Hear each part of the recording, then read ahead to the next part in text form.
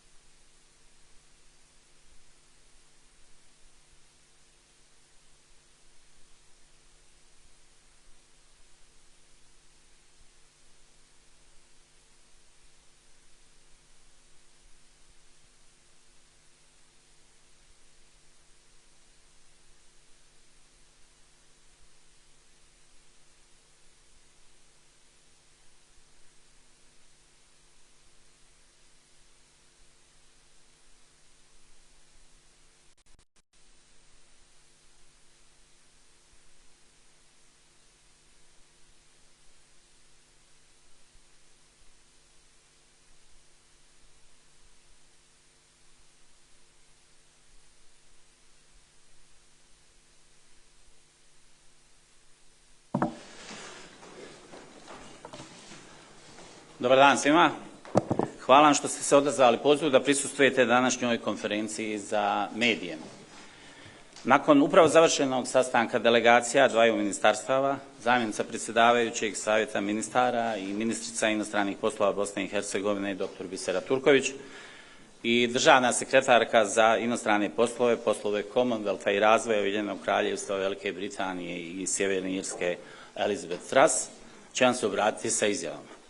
Nakon toga ćemo imati vremena za nekoliko pitanja. Gospođo ministrice Turković, izvolite. Dobar dan, sve vas srdačno pozdravljam. Posebno nam je drago da je sa nama danas ministrica Liz Truss, ministrica vanjskih poslova Ujedinjenog Kraljevstva i moram da kažem osoba koja je vrlo bliska mome srcu i mojim pogledima, političkim naravno. Zadovoljstvo mi je da smo imali prvu bilateralnu posjetu ministrice vanjskih poslova Ujedinjenog Kraljevstva u posljednjih 5 godina i prvu nakon izlaska iz Europske unije. Imali smo priliku i ranije više puta razgovarati na multilateralnim skupovima i razmijeniti dojmove, mišljenja, viđenja. Mogu vrlo jasno reći da postoji čvrsta i kontinuirana predanost i zainteresiranost Velike Britanije za odnose sa Bosnom i Hercegovinom. Tu treba naglasiti i važnu ulogu ambasadora Fielda, kojem zahvaljujemo na svemu što je učinio u svome mandatu. Naravno, imali smo vrlo sadržajan sastanak. Izrazila sam zahvalnost na pojačanoj ulozi, posebno na ulozi specijalnog izaslanika Sera Stuarta Peacha. Bosna i Hercegovina, ali i cijeli region, nalazi se na vrlo važnoj prekretnici. Ili ćemo krenuti ka trajnom miru i stabilizaciji u okviru euroatlantske zajednice, ili ćemo dozvoliti da budemo uvučeni u opasne igre kojima je cilj destabilizacija cijele Europe i NATO alijanse. Postoji zajedničko razumijevanje da se kriza iz Ukrajine može i da postoje namjere da se prelije na ovaj dio Europe. Vrlo važno je da naši ključni saveznici, a Velika Britanija je jedan od najznačajnijih, podrže napore i želje građana Bosne i Hercegovine da idu ka Europskoj uniji i NATO savezu. Blokada funkcioniranja rada institucija dovedena je na novi, još opasniji nivo blokiranjem financijskih izvora. Građanima se želi oduzeti temeljno demokratsko pravo da biraju svoje predstavnike po najavi nekih političara, kako oni kažu, ili će država biti ustrojena kako oni hoće, ili je neće biti. S druge strane, najavljeni i proklamovani činovi secesije i podrivivanja ustavno-pravnog poretka i Daytonskog mirovnog sporazuma od strane vladajućih, odnosno vladajuće stranke iz Republike Srpske, još nisu zaustavljeni niti poništeni. Suočavamo se sa daljnim pogoršanjem političke situacije. Postoji nada da će naši prijatelji razumjeti da je njihova podrška u ovom trenutku od vitalnog značaja za nas, ali i za mnoge od njih.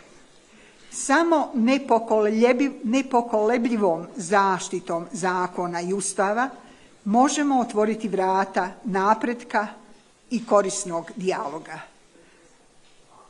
Mi vjerujemo da bi dodjeljivanje kandidatskog statusa za Bosnu i Hercegovinu u Europskoj uniji bila jedna od dobrih poruka svima koji igraju po ruskim notama. Ono što ohrabruje jeste da smo danas još jednom uvjereni da nismo sami u ovim naporima za očuvanje mira, stabilnosti, demokratije i sigurnosti u regiji. Razgovarali smo u tome pogledu i o nastavku međunarodne vojne misije.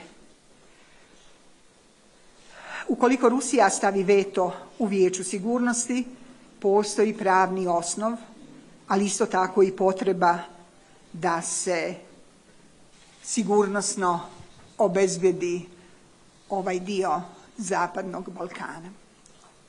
Također razgovarali smo i o jačanju saradnje u pogledu razvoja naših oružanih snaga Bosne i Hercegovine kao garancije mira i napretka.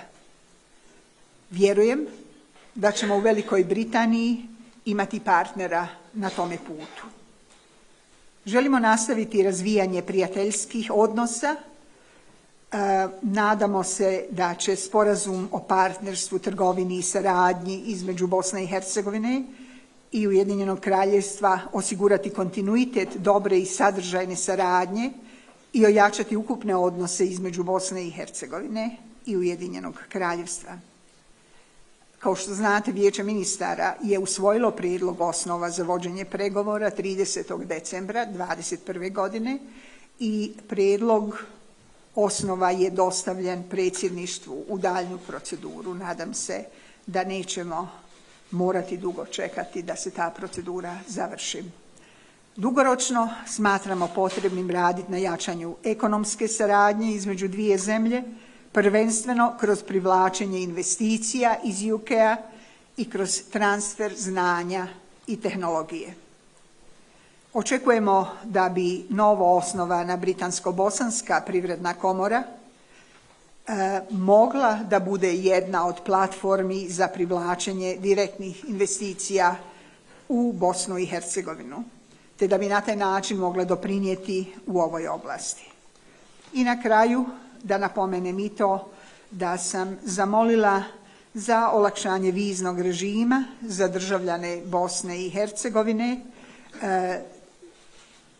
u njihovim nastojanjima da posjete ovu prijateljsku zemlju i da prošire svoja saznanja i viđenja o sistemu rada, o napretku i o svemu onome što oni žele.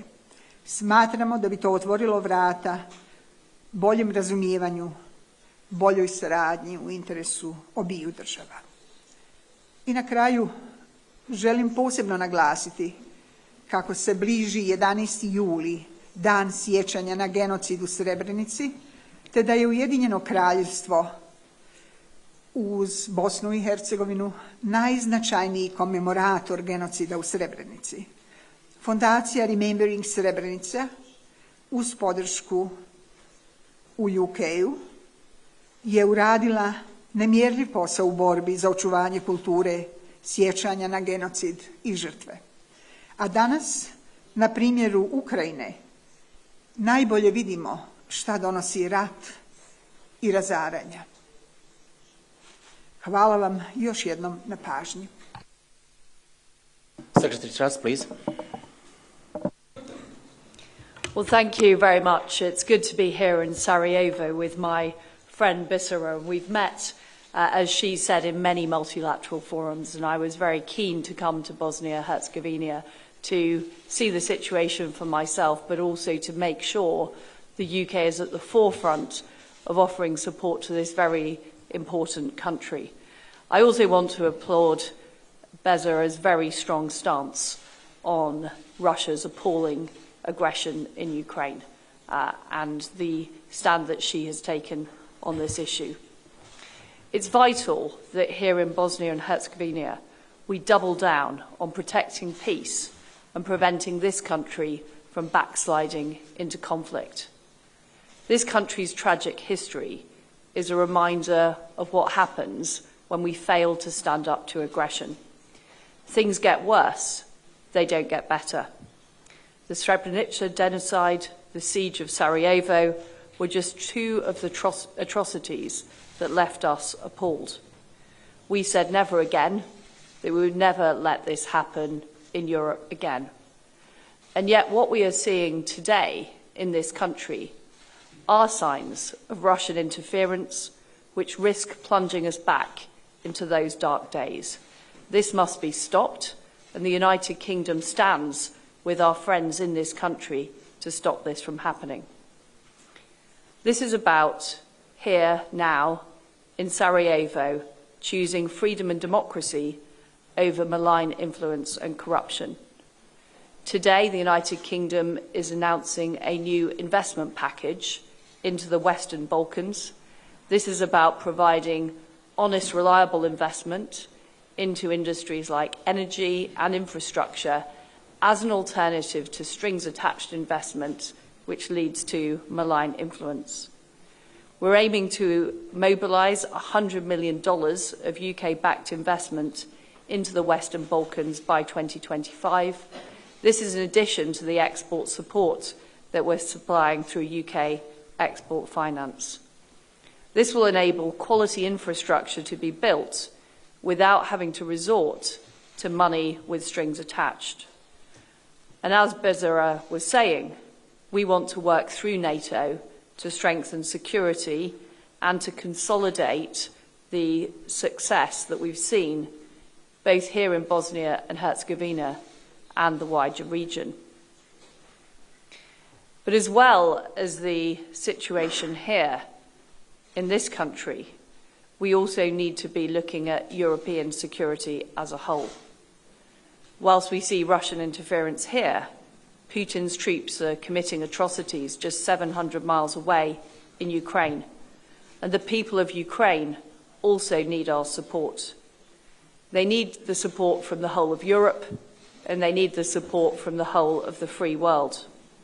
And we need to make sure that we're backing those people in the brave fight for their country. The way we need to go about this is not by offering compromise or appeasement to Putin. It's about digging deep in our own resources and not backsliding.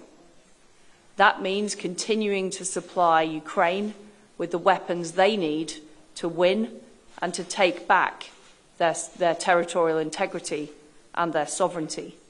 And it also means working with partners across the world on a new Marshall Plan to help rebuild Ukraine and make sure that it can be a modernised country for the 21st century.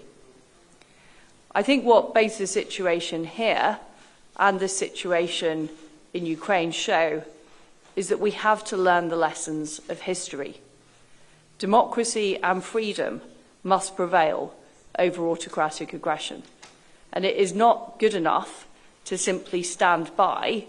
Countries like the United Kingdom need to take an active role in helping our friends, helping those who are fighting for freedom and democracy.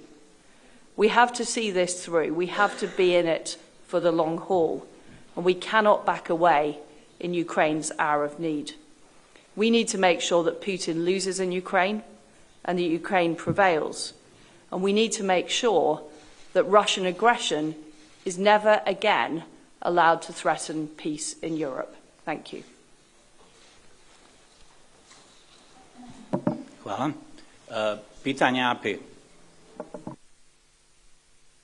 Just a quick question about seeming idea by Russia that they can offer free shipping corridors for Ukraine's grain in return for lifting of some sanctions. Is that a non-starter? Do you think that's an option at all, or it's non-doable? Well, in my view, it is completely appalling that Putin is trying to hold the world to ransom, and he's essentially weaponizing hunger and lack of food amongst the poorest people around the world. We simply cannot allow this to happen. Putin needs to remove the blockade on Ukrainian grain. We will do all with our allies and partners to get the grain out of Ukraine and supply the rest of the world. The reason that we have put sanctions in place is because of the appalling war that Putin has perpetrated in Ukraine, and we need to cut off the funding for that war. We need to ensure Putin loses in Ukraine. What we cannot have is any lifting of sanctions, any appeasement, which will simply make Putin stronger in the longer term. Hvala. O kanal. Belmina Čorbić, O kanal. Kazali ste da stvari postaju gore. Danas namjeravate se sastati sa članovima predsjedništva Bosne i Hercegovine. Šta ćete konkretno reći Miloradu Dodiku, s obzirom da vi ste zainteresovani za očigledno rješenje krize u Bosni i Hercegovini, a najviše ste negdje bili glasni upravo za sankcije Miloradu Dodiku?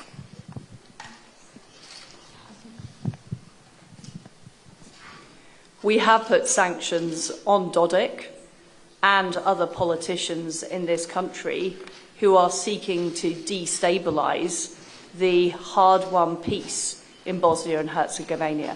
And it is very important for the future that we see progress, that we see economic progress, that we see progress in freedom and democracy. And the UK takes strong action against those seeking to undermine that progress. We will continue to do so. And we encourage our partners in the free world to also take action to ensure that those seeking to undermine the hard-won peace are held to account. Al Jazeera. Ardwana Pribnja, Al Jazeera. As you mentioned, Great Britain has introduced sanctions for Milorad Dodik and Cvijanović last month. Can we actually learn more about the actual effects or results of these sanctions? To be honest, we haven't noticed any kind of change of their rhetoric or behavior after those sanctions were introduced. Thank you.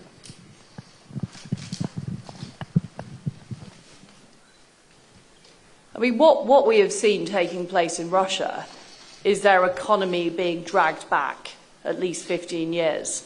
You know, the services that were once available are no longer available. We're seeing massive de-investment by the free world into Russia. We were always clear that sanctions would take time to operate. It's absolutely crucial we follow through on cutting off the Russian gas supply and oil supply into Europe and making sure that they are no longer able to fund Putin's war machine. And that's why I made it clear in my opening statements that we're in it for the long haul. These are measures that will ultimately see Putin unable to fund the appalling weaponry he's been using in Ukraine and will ultimately debilitate the Russian economy. Zadnje pitanje, Belma Zukić, Haja televizija. Možemo li čuti vaše mišljenje kada je riječ o pokušaju blokade izbora ove godine u Bosni i Hercegovini, s obzirom na to da se žele održati izbori samo po želji jednog čovjeka, Dragana Čovića, u suprotnom ti izbori će biti blokirani, odnosno to su njegove želje i želje HDZ-a, a s druge strane koliko je Bosni i Hercegovini potrebna stvarna podrška međunarodne zajednice, a ne deklarativna?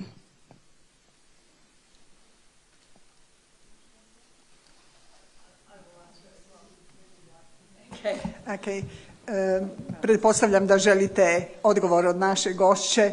Ja mogu samo da, evo, ona će svakako nastaviti, ali ono što ja želim reći jeste da mi moramo konačno se izboriti da ovo bude država po mjeri svih građana, da svi imaju pravo da biraju i da budu birani, i mislim da je sramotno da smo podijeljeni po torovima, po entitetima, po kantonima i da se tako naša ljudska prava svode na nekakav minimalnu mogućnost učestvovanja u demokratskim procesima.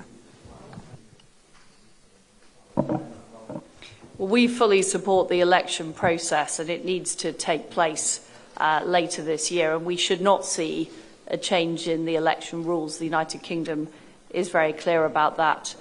In terms of following through on what we're saying, the United Kingdom is investing new money into Bosnia-Herzegovina, honest, reliable investment, and we're also supporting NATO to provide the training to the Bosnia-Herzegovina army. So we are putting through that support. What we want to see is all of our allies step up to make sure that the forces in favour of freedom and democracy in this country prevail. Thank you very much. That would be for today. Please remain seated while ministers leave the stage and once again shake hands and bid farewell. Molim vas, ostanite sjediti dok ministrice napuste binu i dok se još jednom pozdrave. Hvala vam svima.